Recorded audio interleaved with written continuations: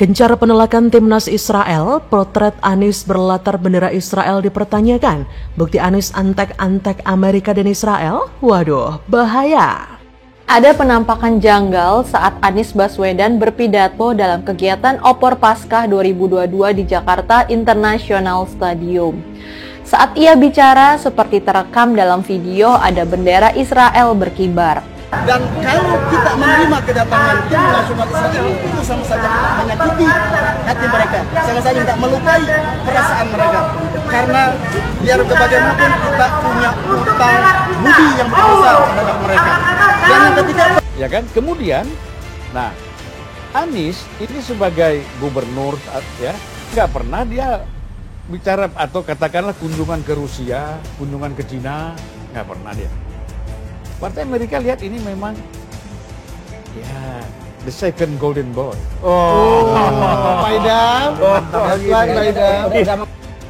Penolakan timnas Israel dalam ajang Piala Dunia U20 viral di media sosial.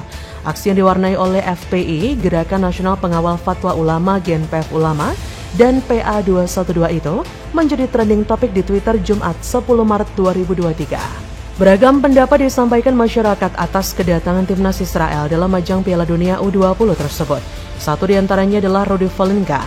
Lewat akun Twitternya @kurawa, Jumat 10 Maret, dirinya mengunggah 2 buah potret.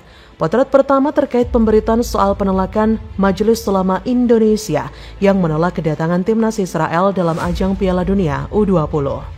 Sedangkan dalam potret kedua, Rudy Valenka mengunggah potret Anies yang berada di Jakarta International Stadium atau Stadion JIS. Dalam potret tersebut, Anies tengah berdiri dengan latar belakang bendera Israel yang berkibar. Rudy Valenka pun mempertanyakan potret tersebut. Rudy mengaku heran dengan MUI yang menolak keras kedatangan timnas Israel yang justru tidak mempermasalahkan pengibaran bendera Israel dalam acara yang dihadiri Anies di JIS. Menurut Rudy, hal inilah yang menyebabkan Amerika menjadi mulai suka sama Anies karena bisa menjinakkan ormas Islam di Indonesia untuk urusan Israel. Daripada Israel dijadikan komoditas politik oleh kelompok tertentu dan jika setiap ada event olahraga selalu jadi polemik, apalagi pakai diam-diam seperti Anies, lebih baik Kementerian Luar Negeri buat saja aturan perbolehkan hadir. Para kadrun pendukung Anies sudah pasti diam melihat fakta ini. Mereka yang secara masif mempermasalahkan kedatangan Israel ke Indonesia akan bungkam dan membiarkan Anies mengibarkan bendera Israel. Padahal dalam peraturan perundang-undangan sudah melarang mengibarkan bendera, lambang, atau semacamnya di wilayah Indonesia. Tapi oleh Anies malah dikibarkan, dan kadrun malah diam. Maka dari itu jangan harap Anies akan menolak Israel karena dia adalah boneka Amerika. Kita tahu bahwa Amerika adalah negara yang memiliki banyak sekali intrik politik dengan Indonesia sejak zaman awal-awal kemerdekaan. Kita tahu ada kepentingan ekonomi dari Amerika yang bukan negara penghasil sumber daya alam. Amerika mendekati negara-negara berkembang yang merupakan penghasil sumber daya alam terbesar. Zaman penjajahan memang Amerika tidak tercatat sebagai penjajah. Tapi hati-hati karena itu hanya intrik politik mereka untuk mengamankan sumber daya alam negara-negara maju yang gampang dibodohi dengan isu agama. Amerika saat ini dalam krisis kepercayaan dan Perang Dunia III yang ada di ujung tanduk dan mereka sedang gencar-gencarnya mencari orang-orang di berbagai negara yang bisa dieksploitasi, salah satunya Indonesia. Untuk kita ketahui bersama jika Anies adalah orang yang begitu dekat dengan Amerika dan bahkan menjadi teman baiknya Amerika menurut laporan yang ada dan terbongkar secara valid. Jadi mana mungkin orang ini bisa menolak kedatangan Israel di Piala Dunia U20. Bendera saja dikibarkan sama Anies. Amerika kan teman baiknya Israel. Mereka itu bersahabat, bahkan membuat bank khusus untuk orang Yahudi Israel di pusat kota Amerika. Yahudi kan memang terkenal dekat banget sama Amerika, negara tempat Anies berutang beasiswa. Dan saya bersyukur bahwa kemunafikan Amerika sangat mudah dibongkar lewat keberadaan Anies yang dia membisu soal timnas Israel. Dia ini mainnya Amerika, bonekanya Amerika yang gampang banget menggunakan isu politik agama rasisme yang benar-benar pernah ia lakukan di Jakarta. Soal Israel di Piala Dunia U20 adalah urusan olahraga, tak ada hubungannya dengan geopolitik atau semacamnya. Tapi berbeda dengan Anies yang selalu menjalin hubungan dengan Amerika dan Israel. Bagaimana menurut Anda?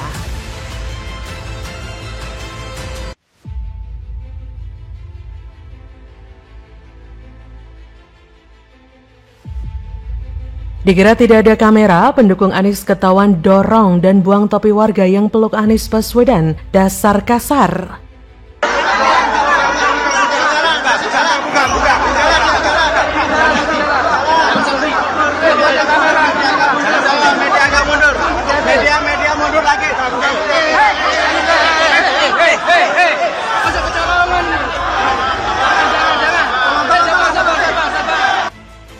Saat safari politik ke Surabaya, baca pres Anies Baswedan lagi-lagi membuat heboh dan membuat kontroversi.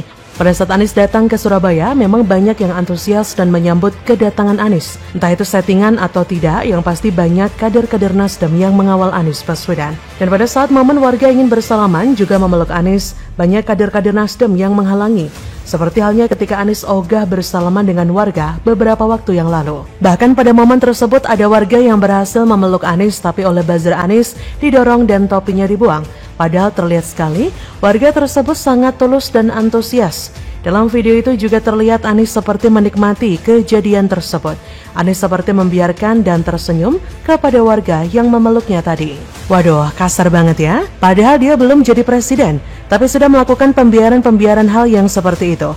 Bukan hanya kali ini saja pendukung Anies melakukan tindakan yang semena-mena. Pada tahun lalu, sejumlah pendukung Anies memicu keributan dengan wartawan yang melakukan peliputan di KPK Rabu 7 September 2022. Ulah arogan pendukung Anies itu terjadi seusai Gubernur Jakarta itu memberikan keterangan pers di depan gedung KPK. Hanya beberapa saat usai Anies memungkasi keterangannya, pendukung Anies terlibat saling dorong dan cekcok dengan wartawan, tepat di depan lobi gedung KPK. Pasalnya sejumlah pendukung Anies ikut berkumpul bersama dengan wartawan yang tengah meliput sehingga membuat suasana menjadi kacau. Kericuhan pun kembali terjadi saat Anies meninggalkan gedung KPK menuju mobilnya. Saat itu wartawan bermaksud mengambil gambar Anies tapi masih terus dihalang-halangi para pendukungnya. Para pendukung Anies juga meneriakan Anies Presiden berkali-kali. Kericuhan lanjutan itu dipicu teriakan para pendukung Anies kepada wartawan yang meliput. Akibatnya, cekcok pun terus terjadi dan berlanjut hingga di luar gedung KPK. Salah satu sosok pendukung Anies yang terlibat cekcok dengan wartawan dalam video yang beredar adalah sosok pria berpakaian serba putih dan berpeci putih. Ini menandakan Anies sudah dianggap sosok yang sangat berpengaruh di Indonesia, bak habaib atau guru besar oleh para kadrun. Tapi ya begitulah, bukan sekali dua kali Anies melakukan hal-hal kontroversial yang terkesan begitu konyol dan bego. Kebodohan-kebodohan Anies selaku pemimpin Jakarta dengan kebohongan-kebohongan yang menyertai sebenarnya adalah derita bagi bangsa dan negara, khususnya warga Jakarta. Selama memimpin, Anies yang sejatinya mengemban amanah membawa Jakarta menuju lebih baik pada kenyataannya mengarah pada kemerosotan di hampir semua bidang. Apa yang dilakukan oleh Anies ini tentu berbeda jauh dengan Presiden Jokowi yang selalu membiarkan dia dipeluk dan dicium oleh warga. Kaum yang disebut kadrun ini juga sangat liar dan brutal dalam menyerang lawan-lawan politiknya. Kemunafikan tingkat tinggi pun dipertontonkan oleh para elitnya. Itulah kenapa kadrun itu bego, karena percaya begitu saja dengan orang-orang yang mengaku sebagai pemimpin yang ingin mengusung perubahan atau mengaku sedang memperjuangkan keadilan tanpa berpikir dengan baik. Namun anehnya, orang-orang yang ikut mendukung Anies itu merasa tidak bego. Mereka akan ngeyel bahwa itu adalah perjuangan. Mereka yakin bahwa itu adalah cara untuk melawan kezaliman. Saya yakin banyak kata-kata kasar yang tidak pantas dalam peristiwa di Surabaya tersebut. Padahal mereka mengaku kaum yang beragama. Ya begitulah orang yang sombong, kasar, dan munafik. Menggunakan cara-cara kasar untuk meraih kekuasaan. Bagaimana menurut Anda?